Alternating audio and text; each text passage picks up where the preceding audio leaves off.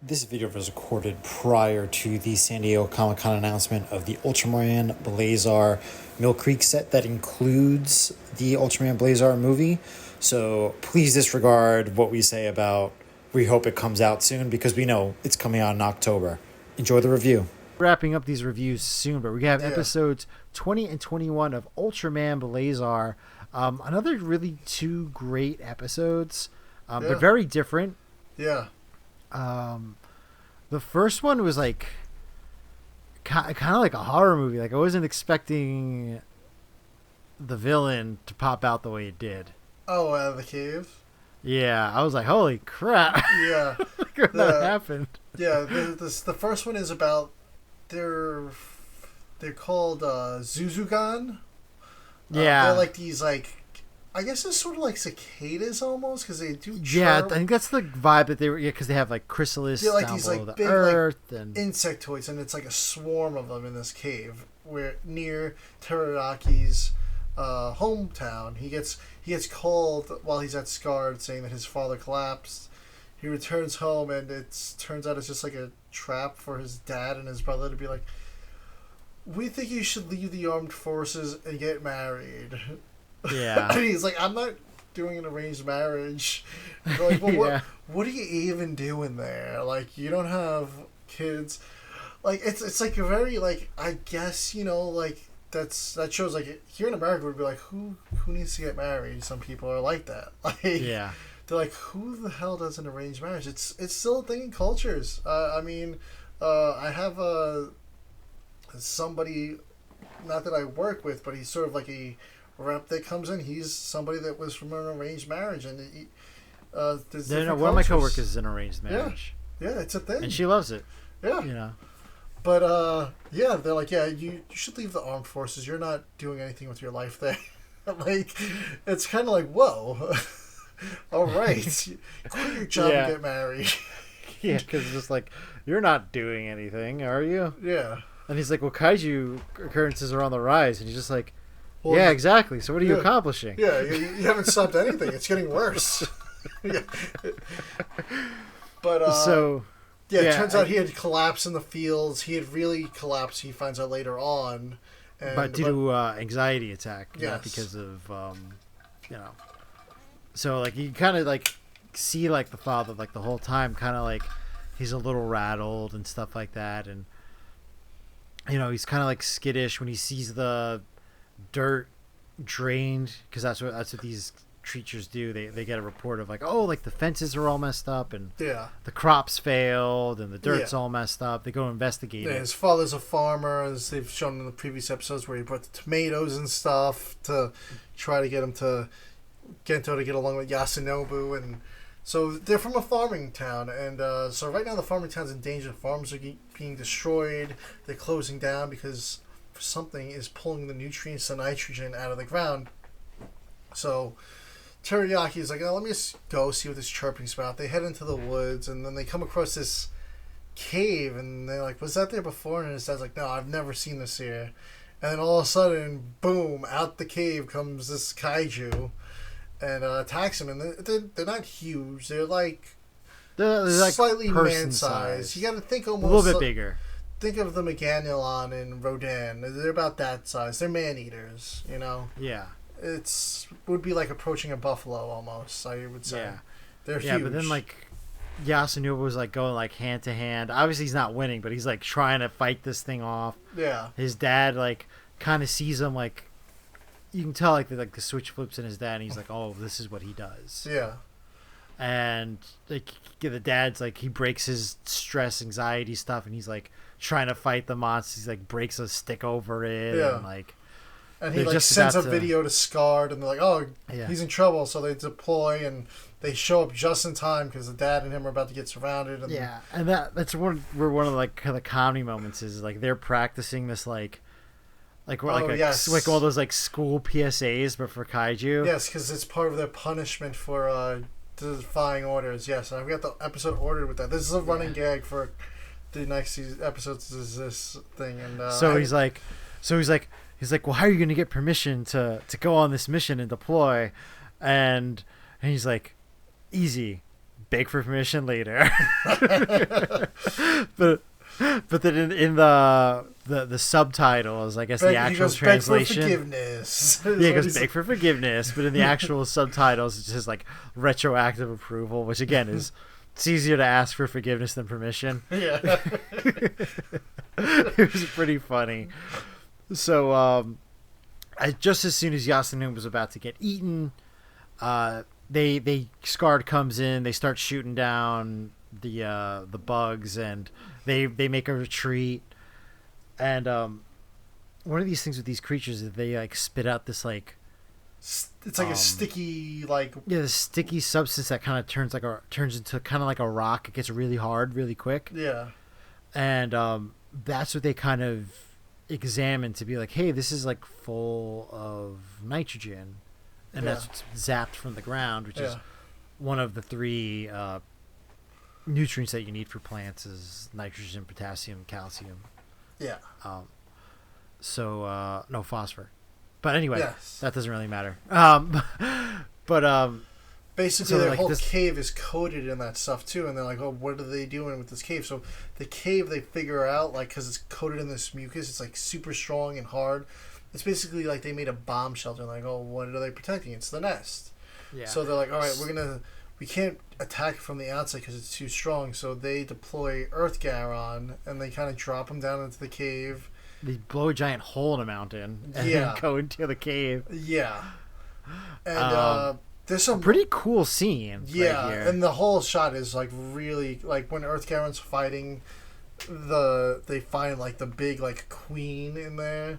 When Earth Garon's fighting this thing, it like bursts through the mountain, and it's like at this point it's like sunset, and it's a absolutely gorgeous shot and awesome fighting scene too between Earth Garon and the queen.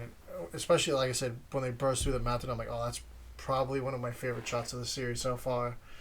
Then they're duking it out as usual. Earth Garon is kind of holding his own for this one at first, but then the mucus immobilizes Earth Garon. So sure enough, Gento has to transform into Blazar.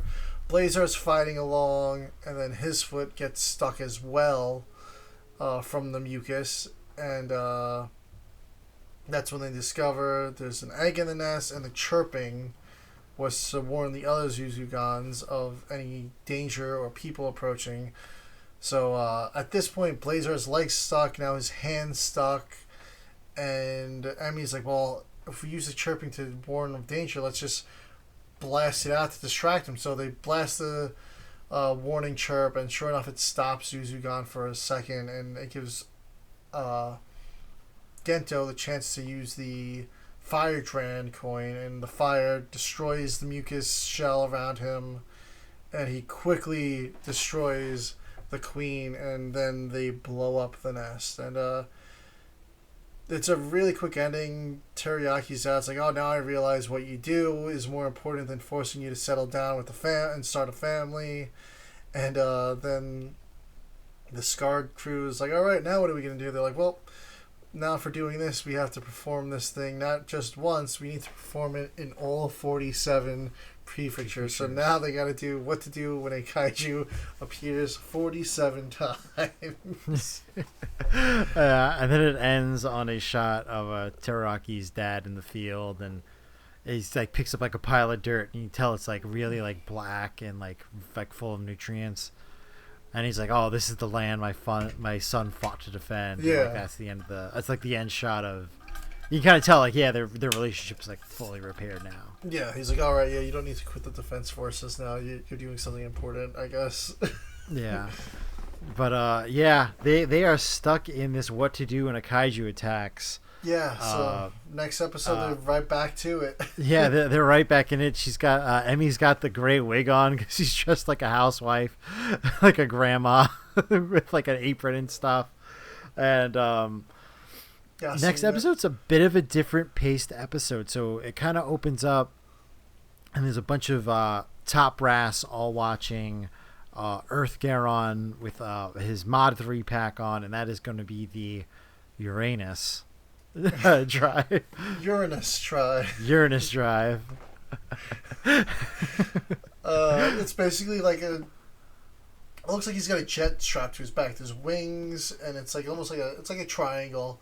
And the whole purpose of this drive is so that they can match the speeds of the previous Deltandal that they dealt with. Deltandal was flying at Mach 9 speeds, and now they need something to keep up with a Kaiju that could go that fast. So they do this test run. It's going really well. It's Yasunobu's piloting with Henri in the ship. And it's all going well, and Yasunobu kind of starts to get like the spins or something. Like he gets disoriented. They complete the test. He loses control. He loses consciousness. But Henri's there and takes control of Earth Garon. And when they get to the ground, Yasunobu is now grounded and relieved of all piloting duties for the Mod 3 Earth Garon. And he's kind of bummed out because, Earth Garon's like his thing, Him and Earthy, Yeah. But, Gento and the rest of the crew like, listen, he's like our best marksman. Like, that's gonna, like, make Earth Garon a little less effective if he's not in there. So they're a little annoyed that the brass is kind of dictating how they utilize their people. They're like, it could have just been a fluke. We don't know what happened with them. And then they perform a weapons test. The GGF is doing a weapons test. And they're like, why are we doing... Like, they're just like, why are we doing this? This doesn't make any sense. Yeah. Like, did they even scan the area? And they're like, oh, they told us they did. Yeah. And then, of course... I mean, my conspiracy is that the GGF is not actually trying to... It's run by aliens, and they're trying to bring about Kaiju. Yeah. But anyway, look, there's a giant Dalton doll there that's like 10 times the size of the first one. It's huge. Like, Ultraman is like the size of his head. Like, it's that big. Yeah. And it's called Deltandal-B. Not because it's the second one, because it's armored and it functions more like a bomber, so the B stands for a bomber. Yeah. I was like, oh, it's Deltandal-B because it's, you got A and then B. Nope, it's a bomber. Yes, so... Very similar design. It's very slight differences, but it's, like I said, stronger armor, larger, and it's does more bomb attacks and rapid attacks. So they dispatch Henri by herself in Earth Garon. She's she gets up to Mach 9, and the thing is that she's not a great marksman, so she shoots her shot and she misses, and then she just gets like completely bombed by Dalton Doll, falls from the sky, basically like a complete failure of a mission, because now Dalton Doll is just running all over the Earth, dropping these big blasts. And it's almost like Independence Day, just shooting out these blasts out its like center. Like, there's even a shot that resembles that at the end too, where the ending of Independence Day. Yeah, so they're back at Scarred, and they're like, we really need Yasunobu. What are we gonna do? Like, and Gento's like, I filed the paperwork to have him reinstated, but like, it's just it has to go through all this bureaucracy. There's nothing really I can do. So he calls up again for permission to have it overridden, and they're just like, hey, you gotta work with what you got. Yeah. So he's like, well, what if we say that he's not on the mission, but he's just observing for training purposes? Yeah. So they have Henri pilot and Yasunobu just be like an advisor. Yeah, he's watching. Like he's commanding. He's like their Overwatch. So he's not allowed to touch anything. Like, he's just there along for the ride. So they dispatch, and Delton Doll's just blasting him, almost just try to deter them, and like they can't get a shot off because they're too busy dodging Delton Doll's shots, and like we're not gonna be able to do anything if we just have to keep dodging shots. We can't get our shot off. So that's when Blazar joins the fight to draw the fire away and like Earth Garon get the shot off. Earth Garon does get a couple shots off, doesn't quite get the job done. At this point, Delton Doll's heat's building up, and it's about to like charge and like release this huge blast. So Blazar was like, all right, let's push this guy up into space. So He pushes Deltandal up. He flies up.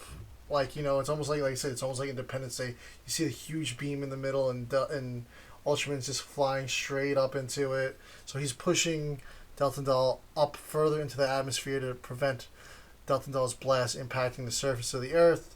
Earth Garon's there, still fighting. Gets its shot off. Kind of weakens Deltandal, but still doesn't quite get the job done. That's when Blazar summons his fire Tran sword spear thing, and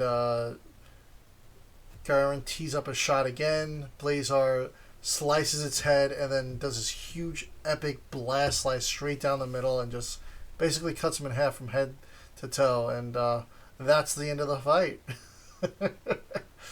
Yeah, and that's basically, at the end of the episode, they're back at Scarred.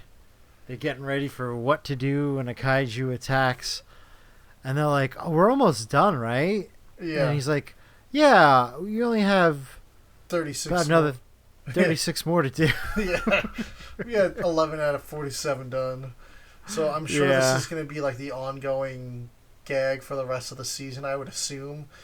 Yeah, it's got to be the rest of the season. Yeah, this 4 more episodes left. I think our plan is we're just going to kind of watch the next 4, and we're going to do a episode where we just kind of do a general review of those final 4 episodes to wrap this up before Ultraman Arc comes out. So look out for the 22 to 25 review. And then hopefully we get the movie. I don't know what the deal is with the movie. Are they not giving us the movie? I really hope that it doesn't end on like a cliffhanger where you need to see the movie. Yeah, me too. So because they have commercials for it. Yes. On the English dub. I know. It's almost like a tour too that they're doing, like for the movie too. Like it's like, oh, now it's in Malaysia. Now it's in Taiwan. It's like, well. And like I was trying to do some research last night, and like nothing. Yeah. I saw one website that said it was coming out on the 25th, but I think it was like a bootleg website. I think that they were selling it because it said like buy now on the bottom, and I'm like, oh. I was like, I don't think this is real. No. We'll see. You never know. Yeah, we'll see what happens. Maybe they'll treat us with a surprise or something before Arc debuts. I mean, you never know. I mean, it's just a couple weeks away. That, or maybe if they do a Mill Creek set or they announce a Mill Creek set, maybe it'll be on there. Yeah, definitely. I don't know. I mean, they're sticking the movie for Taiga on Mill Creek set, and that's just not something in general that we never had here. I mean, that wasn't released cleanly here, Taiga, either. Yeah. So, stuff I'm excited for. Can't wait to really wrap up this series. But just to move on to more Ultraman, we're here on the main event